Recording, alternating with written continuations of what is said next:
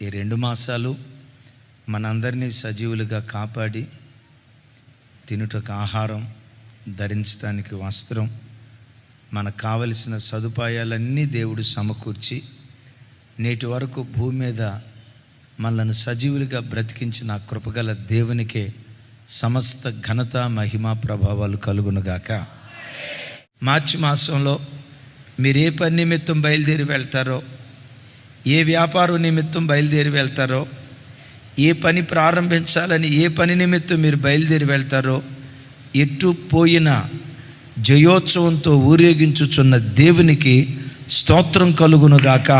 మీరు పుట్టిన నాటి నుండి నేటి వరకు ఎన్నడూ ఎప్పుడు పొందుకొని విజయాలు మార్చి మాసంలో పొందుకునేటట్లుగా దేవుడు కృప చూపించునుగాక.